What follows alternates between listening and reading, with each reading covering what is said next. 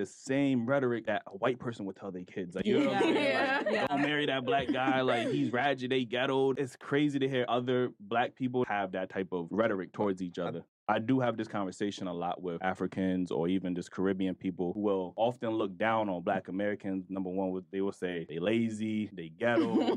I've heard African parents tell their kids not to date African American men, not to marry them, things of that nature. What are some negative stereotypes y'all heard about Black Americans from your parents, from your friends? You literally said it all. Yeah. That's it? Yeah, 100%. Right. Like, my mom would tell me not to marry an African American. She says it all the time. Even when I hear like African parents say that, it very much sounds like the same rhetoric that a white person would tell their kids. Like, you know what I'm saying? Like, don't marry that black guy. Like, he's ratchet, they ghetto. It's crazy to hear other black people have that type of rhetoric towards each other. I do have this conversation. I saw a clip the other day, some first-generation Africans living here in America.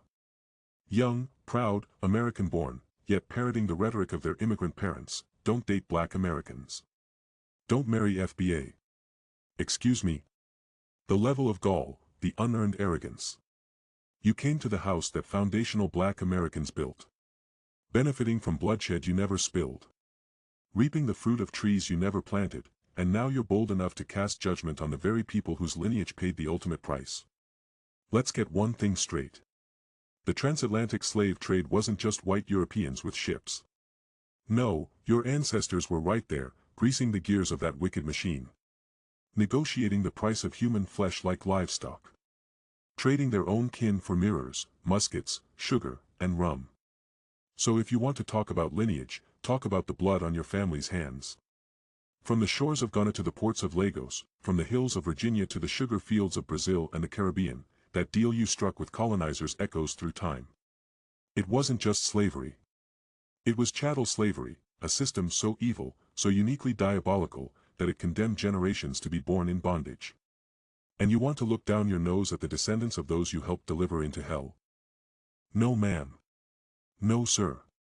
See, you don't get to opt into blackness when it's convenient. You don't get to wave the Pan-African flag on Monday and turn your back on FBA by Friday. If you are going to separate yourself from Black Americans, then go all the way. Don't apply for our scholarships. Don't march in our protests. Don't reap the benefits of our sacrifices. Stand on your own, and see how far you get. And let's address the irony. The same folks warning their children not to mix with FBAs are the ones fleeing corruption, poverty, coups, and foreign exploitation back home. Why? Because when you betray your brothers, history has a way of collecting its debt. You don't get to walk away clean from assisting in the largest human holocaust in modern history. But here's the kicker. Just like Joseph's brothers who sold him into slavery, you didn't realize what you were really doing. You sold away greatness.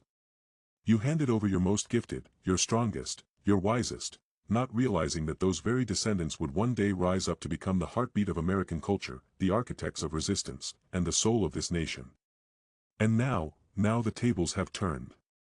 And like Joseph, we remember. But unlike Joseph, we don't forget the cost.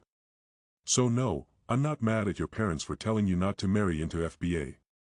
Because deep down, they know the truth. The children they sold into slavery became kings. And they can't look us in the eye without seeing the shame of their betrayal.